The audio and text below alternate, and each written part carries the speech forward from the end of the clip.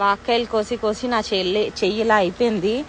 ఎందుకు వేరే వాళ్ళ పొలాల్లోకి వచ్చి దొంగతనం చేస్తారు నాకు అర్థం కాదు. చూడండి మా వాక్కాయ చెట్టు ఫుల్గా పక్కంతా కోసేసారు. నేను ఇప్పుడు అగో ఆ చెరువుకి అలా వెళ్ళి ఈ మాత్రం కాయలైనా దొరికాయి. బాధ అనిపిస్తుంది. మీకుంటే మీరు కోసుకోండి, ఎవరైనా అడిగి కోసుకోండి, దొంగతనం చేయకండి. నాలాంటి వాళ్ళు ఉంటారు, అది ఎప్పుడు కాస్తుందా అని చూసేవాళ్ళు.